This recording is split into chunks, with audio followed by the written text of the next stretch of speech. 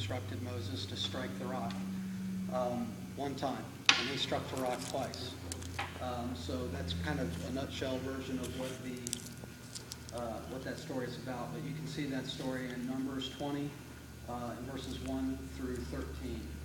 So there's a question, and it's kind of a rhetorical question. We're not going to answer it out loud necessarily, but be thinking, why did God punish Moses so harshly for this, during this? Even Moses, the giver of the law, was not able to perfectly obey the law. And what Jesus did, when Jesus' perfect obedience, what did that mean for us today? What's that mean for us today? And at the end, we'll examine Philippians chapter 2, verses 8. So these are our life application verses. So here's the contrast that we're going to do today. It's pretty big. You may not be able to see that from here, so I'll be glad to read those off for you. My handwriting's not the best, so just kind of bear with me here. Ozarks Christian Martial Arts Type Study number 6. Moses contrasted to Jesus the Christ. Moses, you'll find this stories of Moses particularly in Exodus and in Deuteronomy. So God called Moses to lead the Israelites out of Egypt. I think we'd all agree with that. Moses acted as the Israelites' leader, their prophet, and their judge. He went with Israel from Egypt to the borders of the Promised Land in Canaan. And during the wanderings in the desert, Moses was with these people in the desert. God gave his law to Israel through Moses. So Moses was a vessel, a vehicle, an anointed one of God to fulfill one of the purposes, one of the prophets in the Old Testament to fulfill the purposes of God. And we're going to see through these types and shadows studies that we've been doing. Last time we did Joseph, if I remember correctly. This month, today, we're going to do Moses and Jesus and contrast those two. So let's look at the first thing. Surrounding the birth of Moses, innocent children were killed by Pharaoh. You guys remember that? Pharaoh had ordered all of the male children of the Egyptians to be killed, right? Is that right? And that's Exodus 1 and 22. So that's a very significant thing. We could make a whole lesson just out of that.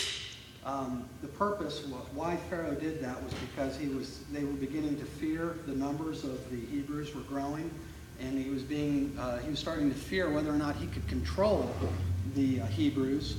And so as a result of this problem with control and affecting his will through the society, he felt like if there was going to be a coup or a hostile uprising, he decided to kill the male children so that he would severely impact the population numbers, is my belief of why he did that. Surrounding the birth of Jesus Christ, King Herod killed innocent children in Bethlehem. And you can see that in Matthew 2 and 16. As a matter of fact, let's turn to Matthew 2 and 16, and we'll go ahead and read about that here.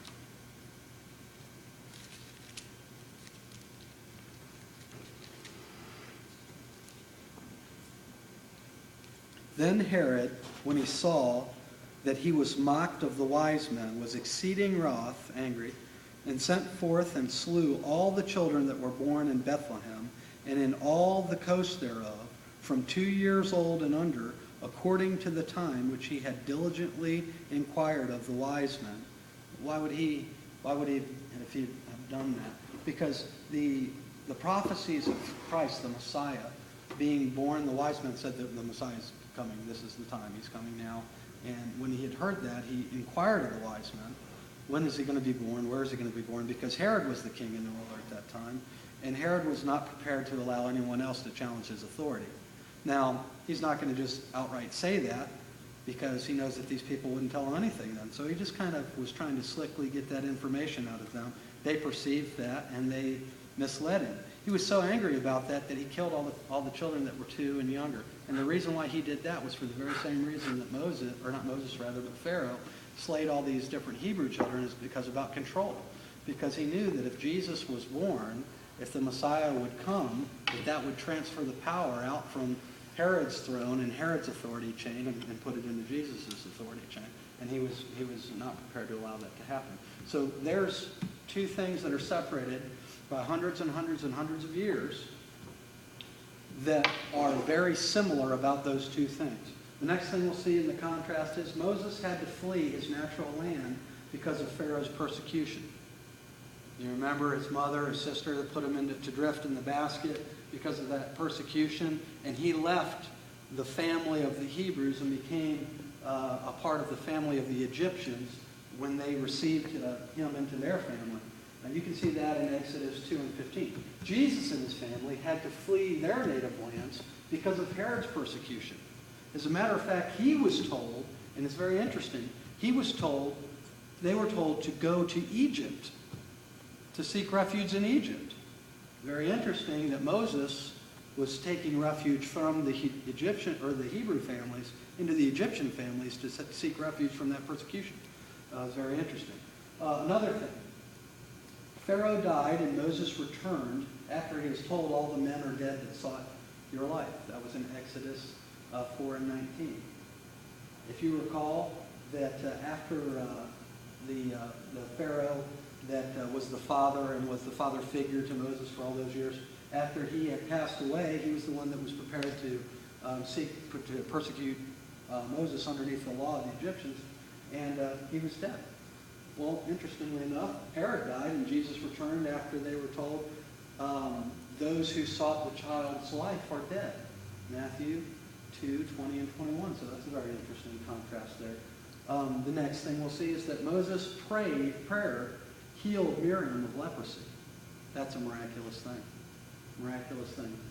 A beautiful thing, a picture of what God does for us when he imputes his righteousness to us and heals us, when he saves us from our sin through that imputed righteousness. But also Jesus cleansed the lepers in Matthew 8, 2 and 3. Let's spend a minute there.